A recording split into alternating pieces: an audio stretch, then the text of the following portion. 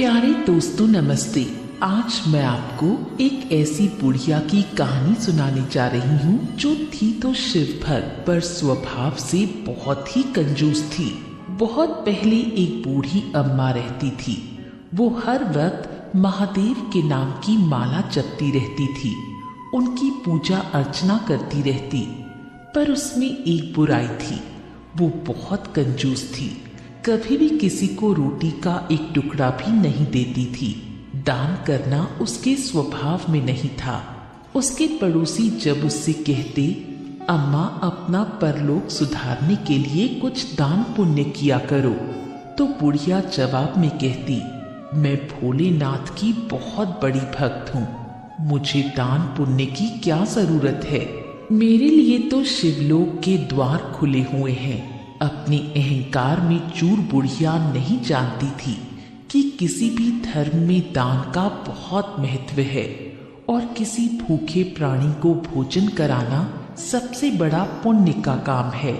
जब पड़ोसियों की बातों पर बुढ़िया ने ध्यान नहीं दिया तो स्वयं भोलेनाथ ने ये बीड़ा उठाया। उन्होंने सोचा, बूढ़ी अम्मा मेरी भक्त है, यदि उसे मैंने सही मार्ग नहीं दिखाया तो मेरे भक्त मुझ पर विश्वास नहीं करेंगे। ऐसा सोचकर भोलेनाथ ने गरीब भिखारी का भेष बनाया और वो अम्मा के घर पहुंच गए। दरवाजा खटखटाने पर अम्मा ने दरवाजा खोला तो एक भिखारी को खड़ा पाया।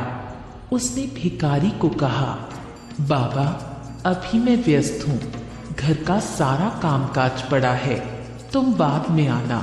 भोलेनाथ वापस लौट गए। कुछ घंटों के बाद वो पुनः अम्मा के घर पधारे। माई कुछ खाने को दे दो, मैं बहुत दिनों से भूखा हूँ। अम्मा ने फिर बहाना बनाकर उन्हें टाल दिया। भोलेनाथ ने भी हार नहीं मानी। वो रात्रि के समय फिर से आकर दरवाजा खटखटाने लगी। अम्मा का दिल भी नहीं पसीजा। वो कहने लगी, बाबा माफ करना, सारा भोजन समाप्त हो गया है, कुछ नहीं बचा, बाद में आना। भोलेनाथ निराश लौट आए, लेकिन उन्होंने भी हार नहीं मानी। अगली सुबह फिर उसके घर पहुंच गए और कहने लगे, कुछ खाने को दे दो माई, माई कुछ बचा कुचा ही दे दो, मैं बहुत दिनों से भूखा हूँ, कुछ दया तो करो। फिर से भिखारी को दरवाजे पर देखकर बूढ़ी अम्मा को क्रोध आ गया। वो जली कटी सुनाने लगी, तुम्हें शर्म नहीं आती? क्यों बार बार आ जाते हो? जाओ, यहाँ कुछ नहीं है। महादेव वापस चले गए। कुछ दिनों बाद अम्मा का जीवन काल समाप्त होने को आया। यमलोक से 2 यमदूत उन्हें लेने के लिए आए। उन्हें देखकर बूढ़ी माँ कहने लगी, तुम लोग यहाँ क्यों आए हो? मुझे तो शिवलोक जाना है। मैं तो रोज सुबह शाम भोलेनाथ का स्मरण करती हूँ, पूजा पाठ करती हूँ। यमदूत बोले, केवल शिव जी की पूजा करने से कुछ नहीं होता, साथ में अच्छे कर्म भी करने पड़ते हैं। तूने कौन सा पुण्य का काम किया है? अम्मा हताश होकर बोली, ठीक है, पर मुझे एक बार महादेव जी के दर्शन करवा दो। अच्छा ठीक है। और उसे शिवलोक लेकर पहुंचे। महादेव को देखते ही अम्मा उनके पैरों में गिर पड़ी और गिड़गिड़ाने लगी, प्रभु मैं तो दिन रात आपके नाम की माला जपती थी, फिर मुझे शिवलोक में प्रवेश का अधिकार क्यों नहीं मिल सकता? महादेव ने उसे समझाते हुए कहा, अम्मा तूने मेरी भक्ति की, पर वो काफी नहीं है। दान पुण्य करना सबसे बड़ा धर्म होता है, लेकिन तूने अपने जीवन काल में अन्न का एक दाना भी किसी को नहीं दिया है, किसी भूखे को भोजन नहीं कराया। मैं तेरे द्वार पर 4 बार आया, पर तूने हर बार बहाना बनाकर मुझे टरका दिया। तेरी कंजूसी ही तेरे शिवलोक के रास्ते में बाधा बनी है। अम्मा की आंखों से झरझर आंसू बहने लगे। उसने कहा, मुझे माफ कर दीजिए, मुझसे बहुत बड़ी गलती हो गई। मेरी आंखों पर पर्दा पड़ा था। एक मौका दे दीजिए। महादेव को उस पर दया आ गई। वे बोले, अच्छा ठीक है, मैं तुम्हें एक अवसर देता हूँ। तू वापस धरती पर जा, वहां जाकर पुण्य का कार्य कर। 7 दिन की अवधि तेरे पास है। इस अवधि का जितना उपयोग कर सकती है कर ले। बुढ़िया खुश होकर अपने पुराने शरीर में प्रवेश कर धरती पर अपने पुराने घर में लौट गई। अब तो उसका जीवन ही बदल गया। वो रोज दान पुण्य करने लगी। कोई भी भिखारी उसके दरवाजे पर आता तो हलवा पूरी तथा तरह तरह के पकवान बनाकर प्रेम से खिलाती। रोज अच्छा भोजन बनाकर मार्ग में बैठे भिखारियों को बांटने जाती।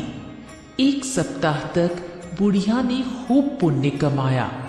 मरने से पहले घर की सभी वस्तुएं, बर्तन, वस्त्र, अनाज, यहाँ तक कि सोने के गहने भी सब लोगों को बांट दिए। मृत्यु का समय आते ही उसने देह त्याग किया और शिवलोक चली गई। इस तरह भोलेनाथ ने कंजूस बुढ़िया का जीवन बदल दिया।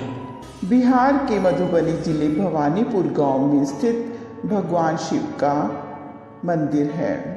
वह मंदिर उगना शिव व उग्रदेव के नाम से प्रसिद्ध है।